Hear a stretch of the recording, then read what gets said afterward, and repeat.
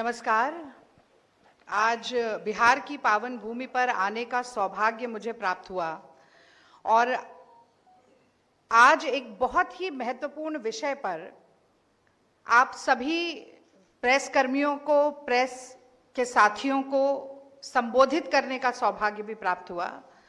आज की प्रेस वार्ता में आए मैं हर पत्रकार साथी का अभिनंदन करती हूं, स्वागत करती हूं, इस्तकबाल करती हूं और अपनी बात को इन पंक्तियों के साथ शुरू करना चाहती हूं कि चुनावी भाषण देता है बार बार, चुनावी भाषण देता है बार बार, लगता है जुमलों का सरदार बोलता है, उसे और कुछ आता हो ना हो, वो झूठ बहुत शानदार बोलता है। तो देखिए, प्रधानमंत्री बनने के बाद मोदी जी बिहार 53 बार आ चुके हैं, कल फिर आ रहे हैं, मोतिहारी आ रहे हैं।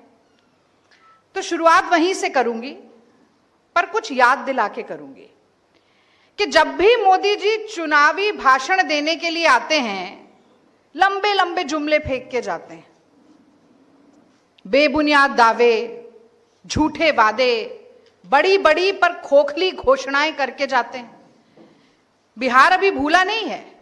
2015 में आरा की रैली में ऐसे और ऐसे हाथ दिखा दिखाकर सबसे बड़ा जुमला फेंक के गए थे बिहार के लिए, 1.25 लाख करोड़ का पैकेज। और वो अंदाज जो था मोदी जी का, वो भी नहीं ना भूले हैं। क्या अंदाज था? बोली लगाने का, बिहार की नीलामी करने का।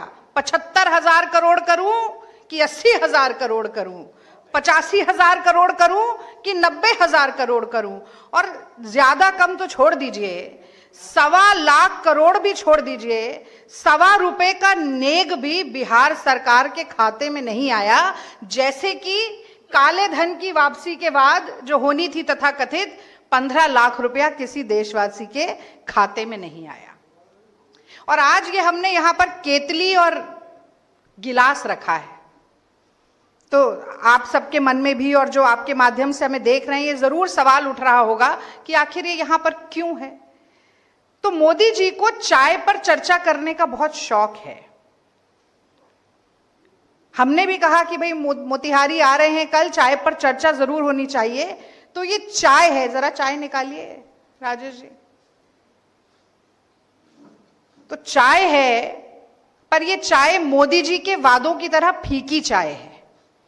वो इसलिए फीकी है क्योंकि 2014 में आए थे मोदी जी और कह के गए थे कि मोतिहारी की शुगर मिल जब शुरू हो जाएगी तब मैं दोबारा बिहार आऊंगा और वहां की चीनी की मीठी चाय पीऊंगा। तो चाय तो हमने मेहमान नवाजी में रखी है, पर हमने उसमें चीनी नहीं डाली, क्योंकि मोतिहारी की बंद पड़ी हुई शुगर मिल को आज भी नरेंद्र मोदी जी के वादे और 10-11 साल पुराने वादे के पूरे होने का इंतजार है। और वो बंद पड़ी हुई शुगर मिल इस बात का प्रत्यक्ष प्रमाण है कि मोदी रीति सदा चली आई, मोदी रीति सदा चली आई, जो कह जाए वो कभी ना निभाई। तो आपके माध्यम से मैं बिहार की जनता को याद दिलाना चाहती हूं कि जो वादे पहले पूरे नहीं हुए, आगे भी लंबे लंबे जुमले छोड़ के जाएंगे, वो फेंकेंगे, आप लपेट लीजिएगा, पर विश्वास मत कीजिएगा। और अब एक आप लोगों से जुड़ी हुई बात मैं जरूर कहना चाहती हूं। देखिए, मैं समझती हूं कि लोकतंत्र मजबूत होता है सवाल जवाब से, जिम्मेदारी से, उत्तरदायित्व से। जब सरकार को कटघरे में खड़ा किया जाए, सवाल पूछे जाएं और देश के लोकतंत्र के चौथे स्तंभ को जवाब मिले। लेकिन 11 साल में नरेंद्र मोदी जी ने तो एक प्रेस वार्ता की नहीं, आप लोगों का सामना किया नहीं, कोई सवाल लिए नहीं और जवाब दिया नहीं। लेकिन जिम्मेदार विपक्ष होने के नाते कल मोदी जी के आने से पहले हम 5 बड़े सवाल मोदी जी से पूछना चाहते हैं। और सबसे बड़ा, सबसे प्रमुख और सबसे ज्वलंत सवाल, जो सिर्फ मेरे नहीं, क्योंकि आप भी बिहार के लोग हैं, पटना के लोग हैं, बिहार के मतदाता हैं, ये सवाल आपके जहन में भी जरूर उठ रहा होगा और बार बार दिमाग में कौंध रहा होगा। मैं उसको जुबान देने का काम आज यहां पर करती हूं।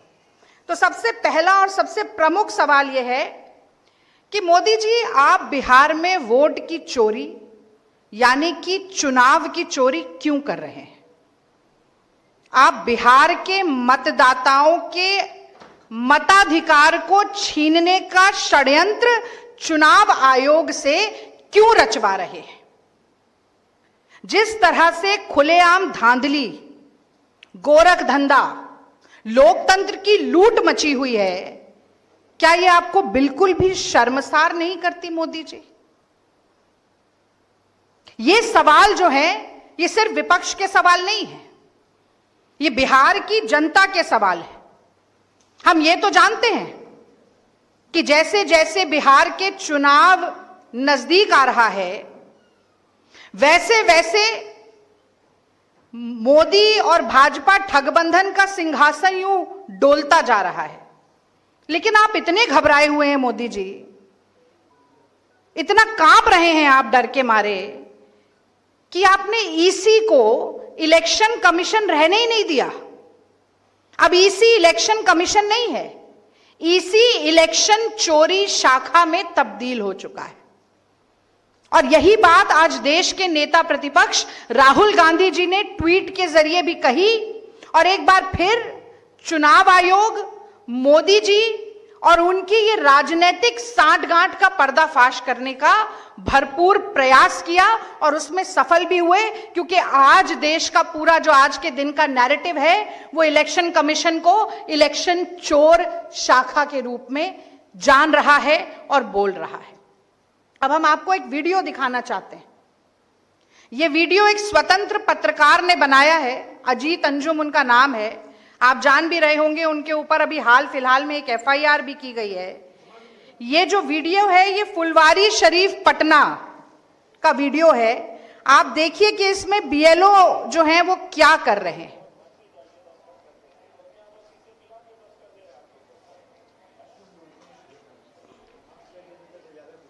ये स्पीकर आगे रखिए, शायद आवाज हो जाए बढ़िया। उनको कैमरा हिलाना पड़ेगा बार बार।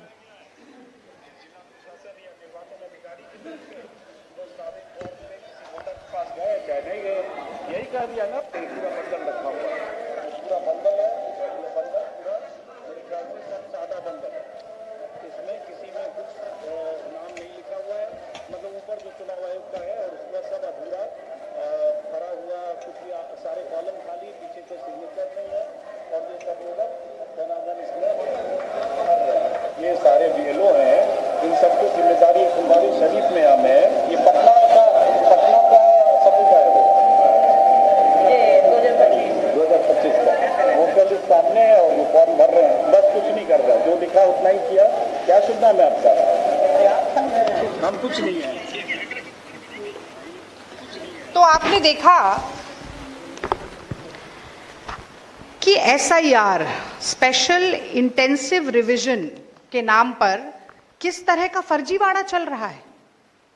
जो सेंटर चलाए जा रहे हैं उसमें कोई मतदाता नहीं है, केवल बीएलओ बैठे हैं, फॉर्म अपने आप भरे जा रहे हैं। एक वोटर लिस्ट सामने रख ली है, उसमें से नाम देख देखकर मनगढ़ंत हस्ताक्षर, दस्तखत, सिग्नेचर किए जा रहे हैं। कोई लेना देना नहीं है कौन वोटर है कि नहीं है, जांच पड़ताल कैसे होगी। घुसपैठिए का आरोप लगाया गया, अभी तक तो एक भी घुसपैठिया मिला नहीं, लेकिन ये इस पूरी प्रक्रिया पर एक बहुत बड़ा सवालिया निशान जरूर आ गया है। आप लोगों ने सुना होगा एक जमाने में बूथ कैप्चरिंग होती थी, आज मोदी नीतीश के ठगबंधन में वोटर लिस्ट कैप्चरिंग शुरू हो गई है। और इस वोटर लिस्ट कैप्चरिंग से न सिर्फ जनता के विश्वास की ठगी हो रही है, न सिर्फ लोकतंत्र पर आघात हो रहा है, बल्कि इस देश के निर्माणकर्ता जो महानायक थे, जिन्होंने यूनिवर्सल अडल्ट फ्रेंचाइज, हर वयस्क नागरिक को वोट का अधिकार दिया था, उस पर भी प्रहार हो रहा है, उसका भी हनन हो रहा है और बड़ी निर्लज्जता के साथ हो रहा है, दिन दहाड़े सरेआम हो रहा है। और इस घमंड और इस अकड़ के साथ हो रहा है कि जिसकी लाठी उसकी भैंस। देश में हमारी सरकार है, बिहार में हमारी सरकार है, तो हम चाहें तो कुछ कर जाएंगे और कोई हमें रोक नहीं पाएगा। घमंड है इस बात का। लगता है उन्हें बार बार ये भाजपाइयों को कि लश्कर भी हमारा है, सरदार हमारा, हम झूठ को सच लिख दें, अखबार हमारा, और बिहार के फरियादी जाएं तो कहां जाएं, कानून हमारा है, दरबार हमारा। लेकिन मैं बता देती हूं कि जिस तरह से अजीत अंजुम जी ने ये रिपोर्टिंग की है, ऐसे निर्भीक सच्चे पत्रकार जब तक हैं और संविधान को हाथ में लिए गरीब, पिछड़े, शोषित, दलित, अल्पसंख्यक, हर वो व्यक्ति जो पंक्ति में अंतिम दर्जा प्राप्त है, उसकी लड़ाई लड़ने के लिए राहुल गांधी जैसे नेता जब तक इस देश में है, तो मोदी जी की अपने मन की बात लोगों पर नहीं थोपी जा सकेगी। हमारे देश में जब हम राष्ट्रगान गाते हैं तो जन गण मन बोलते हैं, पहले जन आता है यानी कि जनता, फिर गण आता है, सारा महकमा उस जनता के लिए, और फिर मन आता है। और यहां मोदी जी अपनी उलटबाजी चला रहे हैं। स्पष्ट है कि हारने वाले हैं बिहार का चुनाव, तो वोटरों को उड़ा दो, वोटर लिस्ट अपनी मनमर्जी से करो। और उसका प्रत्यक्ष प्रमाण हमने कल भी देखा दरभंगा में। भाजपा की महिला जिलाध्यक्ष बीएलओ के साथ बैठकर वोटरों की छटनी कर रही है। अपने वोट इस तरफ, विरोधी वोट हटा दिए जाएं। तो भाजपा के मतदाताओं को भी चिन्हित किया जा रहा है और भाजपा विरोधी मतदाताओं को भी चिन्हित किया जा रहा है, और जो भाजपा विरोधी है उन्हें धड़ल्ले के साथ उड़ाया जा रहा है। मैं समझती हूं कि बहुत ही शर्मनाक बात है, इस तरह के यू टर्न कैसे मोदी जी लेते हैं, उनको जरा सी भी इस बात के ऊपर लज्जा नहीं आती। जग जाहिर बात है कि ये मोदी सरकार ने ही रिप्रेजेंटेशन ऑफ पीपल्स एक्ट के अनुच्छेद 23(4) में बदलाव करके आधार कार्ड को पहचान के रूप में मान्यता दी थी, और अब रातों रात आधार कार्ड ही निराधार हो जाता है। वो राशन कार्ड जिसका ढिंडोरा पीट पीट के आप दिल्ली में भी सरकार बनाते हैं, आप बिहार में भी सरकार बनाते हैं, आप कहते हैं कि हम तो मुफ्त राशन देते हैं 80 करोड़ लोगों को, वो राशन कार्ड भी अब मान्य नहीं रहता है। और कल ही ये बात कही गई, जो घर में नहीं मिला, 35 लाख लोग घर में नहीं मिले तो हम वोटर लिस्ट से नाम काट देंगे। अरे शर्म आनी चाहिए आप लोगों को। आपने बिहार में विकास नहीं किया। करीब 20 साल इस ठगबंधन की सरकार रही कि आज भी बिहार के लोगों को प्रवासी बनकर मजबूरी में और मजदूरी के लिए दूसरे प्रांतों में जाना पड़ता है। वहां दिल्ली में सरकार बनी भाजपा की, बिहार के लोगों के घर तोड़ दिए गए, आपने देखा होगा, झुग्गियां तोड़ दी गई। यहां रहते हैं तो वोट छीन लिया जाता है। अब मुझे बताइए, मोदी जी रहते दिल्ली में हैं, वोट देते हैं गुजरात में, चुनाव लड़ते हैं बनारस में, तो जब हर व्यक्ति का समान वोट है तो ये नियम मोदी जी पर लागू नहीं होगा क्या? घर पर नहीं मिले तो 35 लाख लोगों का नाम काट दीजिए। मजाक हो रहा है यहां पर लोकतंत्र के नाम पर। मखौल उड़ाया जा रहा है, खिल्ली उड़ाई जा रही है, बेवकूफ बनाया जा रहा है।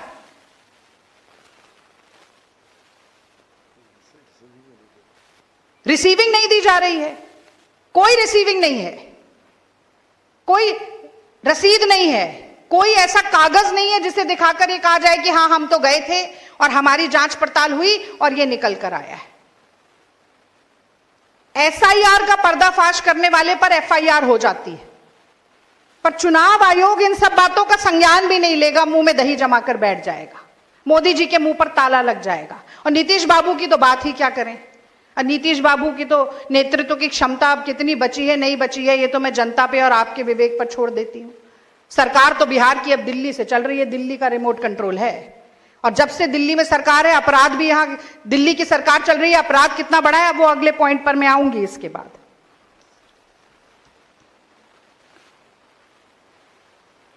तो बिहार के मजदूरों को जो कि रजिस्टर्ड हैं केंद्र सरकार के ई पोर्टल में भी, उनसे उनके मताधिकार को छीना नहीं जा सकता है।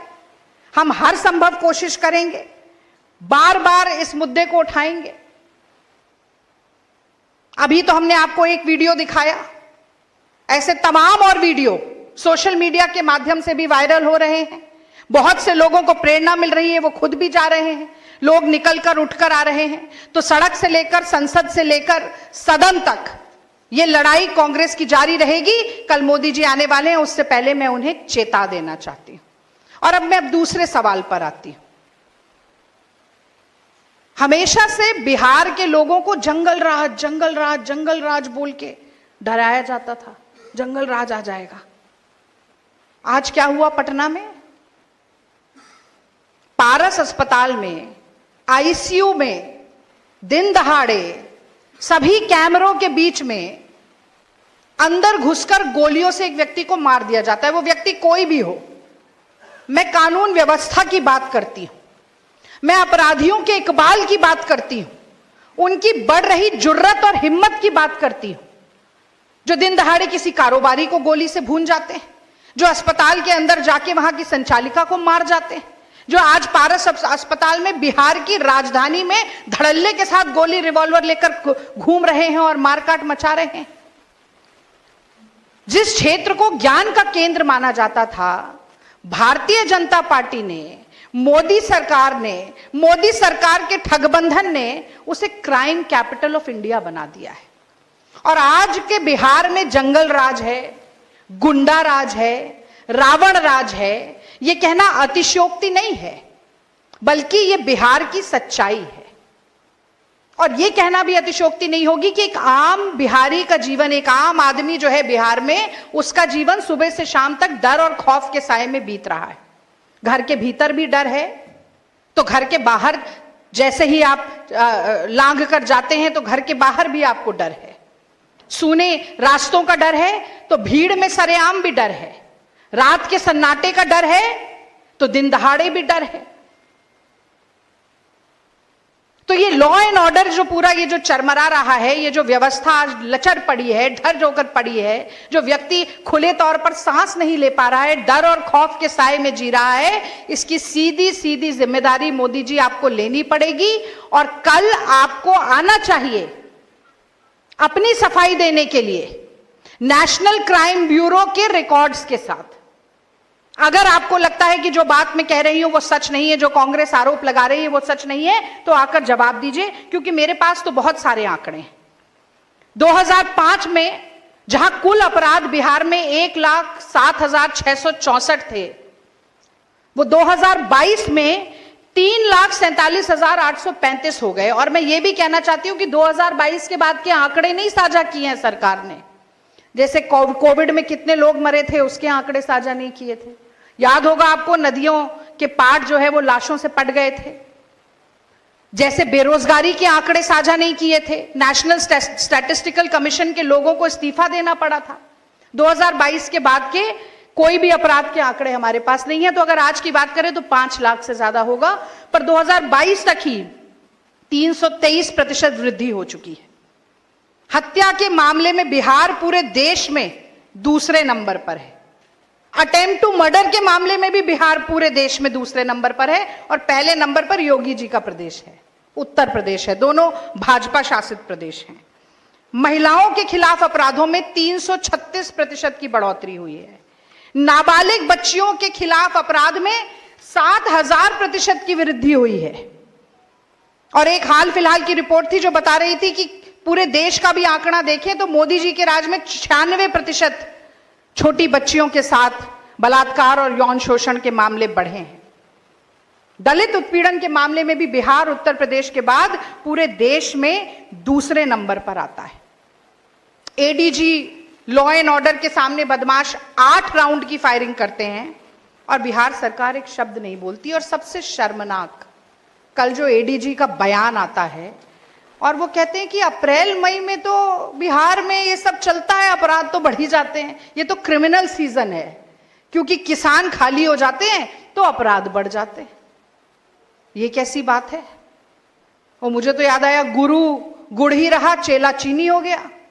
मोदी जी तो बस कह रहे थे कि आतंकवादी हैं, आंदोलन जीवी हैं किसान, फिर उन्हीं किसानों के आगे घुटने टेक दिए, वो अलग बात है। पर यहां पर उनकी चली हुई जो पुलिस है उसके एडीजी कह रहे हैं कि क्रिमिनल सीजन है, किसान अपना काम धंधा छोड़ के, क्योंकि कोई काम नहीं होता तो यहां पर सारा अपराध करने लगते हैं। इससे ज्यादा शर्मनाक और गैर जिम्मेदाराना बयान कोई हो नहीं सकता।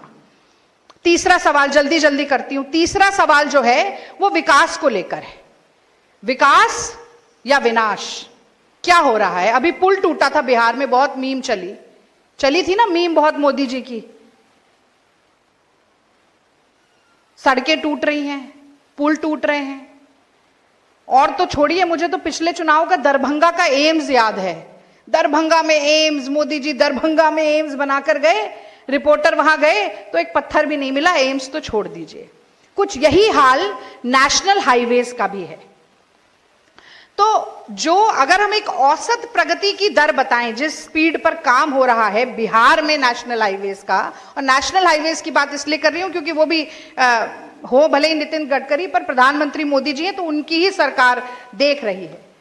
तो 40% से ज्यादा किसी एक भी नेशनल हाईवे का काम नहीं हुआ है, उसकी प्रगति दर 40% है। और बहुत से तो ऐसे काम हैं जो नील बटा सन्नाटा है, 0, 0, जैसा कि मैंने आपको बताया कि दरभंगा का एम्स था। 2-4 मैं आपको पढ़ के बताती हूं, उसके बाद ये आपको प्रेस विज्ञप्ति के साथ पूरी लिस्ट हम साझा भी करेंगे। तो रामनगर से रोसड़ा का जो हाईवे है 0%, शुरू ही नहीं हुआ, घोषणाएं कर करके चले गए। भौआ चांद का बाईपास जो है 0, कोई काम नहीं हुआ। गया का जो बाईपास है 0, कोई काम नहीं हुआ। कटुरिया, लखपुरा, बांका, पंजवाड़ा, कोई काम नहीं हुआ। बागमती और खंदेई नदी जो हैं उनके ऊपर पुल बनना था, कोई काम नहीं हुआ। तो मैं आपसे वही कहती हूं, मोदी जी के नाम बड़े और दर्शन छोटे हैं। उनकी बात पर विश्वास करना अपने पैर खुद कुल्हाड़ी पर मारने के समान है। और जाते जाते एक और बात मैं आपको बता देती हूं, प्रधानमंत्री आवासीय योजना जो है, प्रधानमंत्री आवास योजना आप भी जानते हैं, 20-30 हजार रुपया तो रिश्वत में ही लग जाता है। सच्चाई है ये, अगर आपको चाहिए तो उसमें आवंटन की राशि क्या है? 1,20,000 रुपया। उसमें से 60% जो है वो केंद्र सरकार देती है, यानी कि मोदी जी के पल्ले से करीब 65-70 हजार रुपया ही जाता है। पार्लियामेंट्री समिति ने सरकार से कहा कि इतने में मकान नहीं बन पाएगा, तो उन्होंने कहा बनाइए, जो बनता है बनाइए, नहीं बनता ना बनाइए, हम 5 साल के लिए बढ़ा देते हैं, क्योंकि ऐसी घोषणा करने से तो वोट मिलता है, बने ना बने उससे क्या फर्क पड़ रहा है, क्योंकि मीडिया पर भी कब्जा है। तो मोदी जी खुद तो 10 लाख का सूट पहनेंगे, 1.5 लाख का चश्मा लगाएंगे, 12 करोड़ की गाड़ी में चलेंगे, 8,000 करोड़ के हवाई जहाज में उड़ेंगे, और गरीब आदमी को 1,20,000 रुपए का आवंटन करेंगे मकान का। वो मकान भी कितने बने नहीं बने आपको सच्चाई मालूम है, जिसमें से 40,000 रुपया तो उसे केवल रिश्वत में देना पड़ता है। ये विकास है या विनाश है, ये बात भी मैं आपके ऊपर छोड़ देती हूं। और अंतिम 2 प्रश्न जो हैं वो शिक्षा पद्धति से जुड़े हुए हैं। हाल फिलहाल में ये देखने में आया है कि मोदी सरकार और जदयू सरकार के ठगबंधन ने ये निर्णय लिया है कि अब प्राचार्यों की नियुक्ति लॉटरी सिस्टम से होगी। पर्ची निकाली जाएगी और उससे पता चलेगा कि इस कॉलेज का, इस महाविद्यालय का प्रिंसिपल या प्राचार्य कौन होगा। अब जैसे मोदी जी को आजकल एक और शौक चढ़ा है, ऐसे अक्कड़ बक्कड़ बम्बे बो, जहां उंगली रुक गई वो मुख्यमंत्री बन गया, ऐसे ही नाम आ रहे हैं ना। वो वसुंधरा राजे सिंधिया जी का चेहरा देखा होगा आपने मंच पर, जब उनने कहा कि कौन बन रहा है मुख्यमंत्री, और जैसे ही पर्ची देखी तो होश उड़ गए उनके। तो मोदी जी अक्कड़ बक्कड़ बम्बे वो कर रहे हैं, तो उन्हें लगा जो मैं कर रहा हूं वो नीचे भी करवाता हूं, तो अब ये प्रक्रिया शुरू हो गई। भाई कितने शर्म की बात है कि ऐसे कोई प्रोफेसर, असिस्टेंट प्रोफेसर एक विषय जो पढ़ाते हैं और दूसरा विषय जिससे उनका कोई लेना देना नहीं, उस विषय के कॉलेज का उन्हें प्राचार्य बना दिया जाता है। कोई योग्यता, कोई अनुभव, कोई स्पेशलाइजेशन, कोई एक्सपर्टीज, कुछ नहीं चाहिए। बंदर बांट, कौन पर्ची निकाल रहा है, किसको कहां बनाया जा रहा है, कौन देख रहा है ये सब कुछ जाके। और एक मेरे इसके भी उदाहरण है, आपको पूरे उदाहरण मिल जाएंगे प्रेस की विज्ञप्ति पे, पर मैं 2-4 नाम लेकर बता देती हूं। तो ये है पटना साइंस कॉलेज का उदाहरण मैं एक आपको देती हूं, जो कि पूर्व का कैम्ब्रिज कहा जाता था। इतनी शैक्षणिक गुणवत्ता इस कॉलेज की, जिसके जो प्रख्यात था पूरे बिहार में। वहां के छात्र आईआईटी में गए, इसरो में गए, डीआरडीओ में गए, यूपीएससी में उन्होंने अपना परचम लहराया। और ये कॉलेज विशेषकर मध्यम वर्गीय और ग्रामीण क्षेत्र से आए हुए बच्चों, छात्र छात्राओं को पढ़ने का मौका देता था। और आज सूरत हाल ये है कि 2 और 3 जुलाई को 2025 अभी की बात है, लॉटरी सिस्टम से यहाँ की प्रिंसिपल की नियुक्ति की गई। अलका जी, हम उनके खिलाफ कुछ नहीं कह रहे हैं, पर वो गृह विज्ञान यानी कि होम साइंस पढ़ाती थी हाजीपुर महिला कॉलेज में। तो होम के आगे साइंस लगा हुआ है। तो ये जो political science, entire political science, आप समझ रहे हैं ना कनेक्शन, एंटायर पॉलिटिकल साइंस की डिग्री वाले जो हैं वो होम साइंस और साइंस का शायद फर्क ही नहीं जानते। तो क्योंकि होम साइंस में साइंस लगा था तो उन्होंने साइंस कॉलेज का उन्हें प्रिंसिपल बना दिया। ऐसी वो है ना, हर शाख पे उल्लू बैठा है, अंजामे गुलिस्तां क्या होगा। तो ये कुछ भी मूर्खता चल रही है, लेकिन इससे नुकसान उस कॉलेज का, वहां पढ़ने वाले विद्यार्थियों का, और क्योंकि छात्र शक्ति को राष्ट्र शक्ति कहा जाता है, देश के भविष्य का हो रहा है, इसीलिए ये सूचना आप लोगों के जरिए जनता तक पहुंचानी बहुत जरूरी है। क्योंकि 5 प्रतिष्ठित कॉलेजों में ऐसी नियुक्तियां हो चुकी हैं। गर्ल्स कॉलेज में पहली बार ऐसा इतिहास में हुआ कि महिला कॉलेज में पुरुष प्राचार्य लगा दिया गया। और इसके बाद अब जरूरी इसलिए ये बताना है क्योंकि 13 विश्वविद्यालयों में 115 प्राचार्यों की नियुक्तियां अभी होनी हैं। ऐसे में किस अंधकार में बच्चों का भविष्य जा रहा है बिहार के, इसका अंदाजा भी अभी नहीं लगाया जा सकता। इसको रोकने की जिम्मेदारी जितनी विपक्ष की है, मैं समझती हूं आप लोगों की भी है कि ये मुद्दा चले, उठे और ऐसी मूर्खतापूर्ण हरकतें बंद हों। इसी के साथ साथ अंतिम सवाल जो हम पूछना चाहते हैं मोदी जी से, वो ये है कि आखिरकार ये पेपर लीक क्यों हो रहे हैं इतने, और इसके जरिए आप लगातार जो बच्चों का भविष्य बिक रहा है इस धांधली में, उसमें कहीं ना कहीं संलिप्त नजर आ रहे हैं। और मैं ये बात पूरे ताल ठोक कर कहना चाहती हूं कि बिहार के दूर दराज गांवों में, कस्बों में गरीब माँ बाप जो अपना पेट काट कर, अपनी महत्वाकांक्षाओं को सिकोड़ कर, अपनी ख्वाहिशों को दफन करके, एक एक पैसा जोड़कर अपने बच्चों को पढ़ने के लिए भेजते हैं, एग्जाम की तैयारी के लिए भेजते हैं, और फिर पेपर लीक हो जाता है, परीक्षा रद्द हो जाती है, साल दर साल, साल दर साल, साल दर साल ये कुचक्र चलता रहता है। जैसे कि हमने वो सनी देओल की फिल्म में सुना था ना, तारीख पे तारीख, तारीख पे तारीख, तारीख पे तारीख, वैसे ही ये पेपर लीक पे पेपर लीक, पेपर लीक पे पेपर लीक। और जब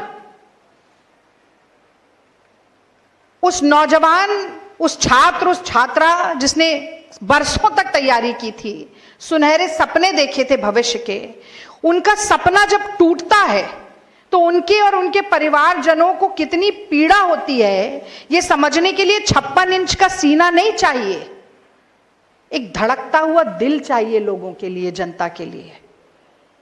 56 इंच का सीना होगा मोदी जी, पर जनता के लिए धड़कने वाला दिल नहीं है आपके पास, इसलिए आप समझ नहीं सकते हैं। 7 वर्षों में 10 बड़े पेपर लीक हुए, 10 बड़े पेपर लीक। 2017 में सिपाही भर्ती परीक्षा का पेपर लीक हो गया, 21 एफआईआर दर्ज हुई, 21, जांच जारी है, कुछ नहीं हुआ। कहा जाता है justice delayed is justice denied, पर बिहार में उसका कोई मायना नहीं है। 17 में सिपाही भर्ती का पेपर लीक, 19 और 21 में पुलिस की भर्ती का पेपर लीक, 21 और 22 में उत्पाद विभाग की परीक्षा का पर्चा लीक, ईओयू द्वारा जांच चल रही है।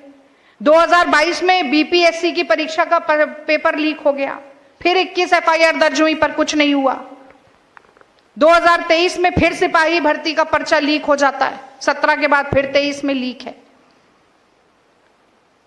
2023 में नीट का जो बहुत बहुचर्चित भी रहा पर्चा लीक हो जाता है, और आप सोचिए सोशल मीडिया पे लीक हो जाता है, व्हाट्सएप पे लीक हो जाता है, कोई डर ही नहीं है, कोई मन में भय नहीं है कि पकड़े जाएंगे तो क्या होगा। तो कभी कभी तो मुझे ऐसा लगता है कि चूंकि मोदी जी खुद नहीं पढ़ लिख के पास हो पाए, तो इसलिए उन्होंने ठान लिया है कि जहां जहां सरकार बनेगी मैं किसी को पढ़ लिख कर पास नहीं होने दूंगा। अब वो तो एंटायर पॉलिटिकल साइंस की डिग्री कह रहे थे मैं लेके आया हूं, पर आज तक तो डिग्री दिखा नहीं पाए। पर बिहार के लोगों से, बिहारियों से बिहारी होने के कागज उन्हें जरूर देखने, अपनी डिग्री नहीं दिखा पाए। तो ये तमाम सवाल आज के सवाल हैं। मैं जानती हूं मोदी जी इनका जवाब नहीं देंगे, क्योंकि मोदी जी का ना वन वे ट्रैफिक होता है, सिर्फ अपने मन की बात दूसरों पे थोपो, जनता के, विपक्ष के मन की बात सुननी भी नहीं है, कान बंद हो जाते हैं उनके। अपेक्षा है कि इन सवालों को गंभीरता से लेंगे, अपेक्षा है कि जवाब देंगे, खास तौर से वोट की चोरी पर, चुनाव की चोरी पर, इलेक्शन कमीशन को इलेक्शन चोरी शाखा बनाने के षड्यंत्र पर कांग्रेस पार्टी सवाल पूछती रहेगी और अंत में मोदी जी को कटघरे में खड़ा होकर जवाब देना ही पड़ेगा। आपने धैर्य के साथ मेरी बात सुनी, बहुत बहुत धन्यवाद। अब आज के विषय से संबंधित जो भी आपके प्रश्न हैं मैं उनका जवाब देने का प्रयास करूंगी। आप ये पूरा डिटेल है, आपको मिलेगा सारे, इसमें 19 नेशनल हाईवेज के बारे में चर्चा है, उसकी पूरी जानकारी आपको दी है। ये प्रेस विज्ञप्ति के साथ आपको जानकारी दे दी जाएगी।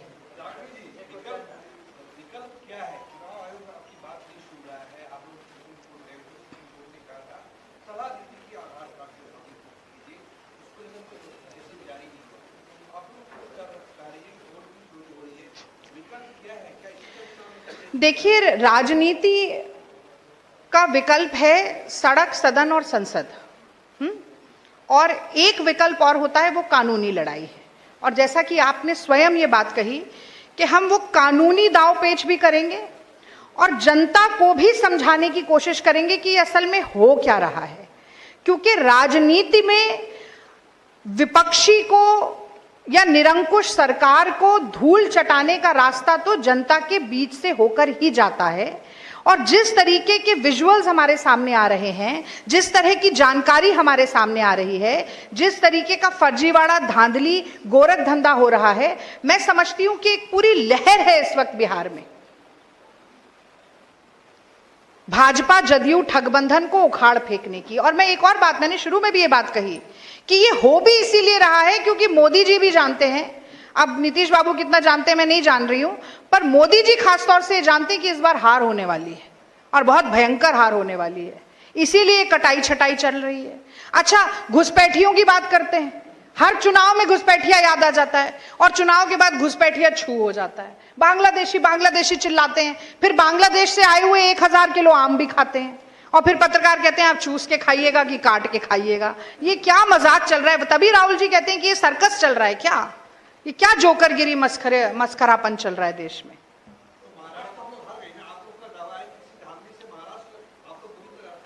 देखिए, उसमें फर्क है, मैं आपको बताती हूं। देखिए, महाराष्ट्र में जब हुआ तब हमें एहसास हुआ कि ये हुआ है और ये वोटर लिस्ट के माध्यम से हुआ है, लेकिन बिहार में जो ये पूरी प्रक्रिया चल रही है उसमें हमने रंगे हाथों पकड़ लिया। फर्क है, और इसका फर्क आपको चुनाव के नतीजे में जरूर देखने को मिलेगा।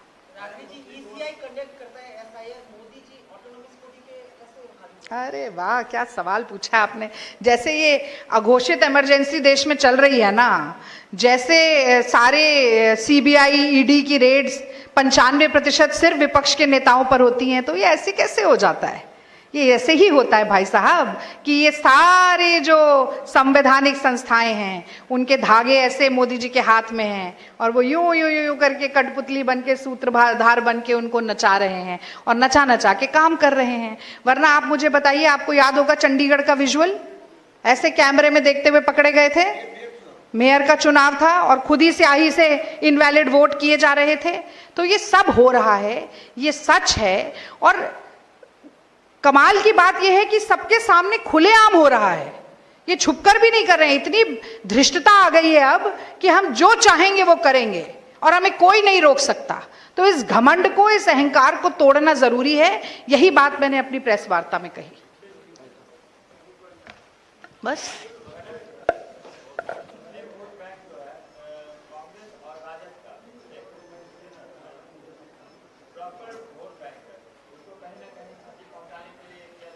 देखिए, मैं तो आज ये कह रही हूं कि हर पिछड़ा, हर गरीब, हर मजदूर, हर प्रवासी, हर हिंदू, हर मुसलमान, हर जैन, सिख, पारसी इस वक्त राजद और कांग्रेस का ही वोटर है और उन्हीं के हमारे लिए ही वोट करेगा, क्योंकि बिहार की 20 साल की ठगबंधन की सरकार ने उसको ऐसे निचोड़ दिया है, न खाने का बचा है, न नहाने का बचा है। तो पूरी तरीके से आश्वस्त है वो, और हमें भी विश्वास है कि इस बार पूर्ण बहुमत के साथ कांग्रेस और राजद की सरकार बनेगी और जड़ से उखाड़ फेंकेंगे हम उस ठगबंधन को। Thank you.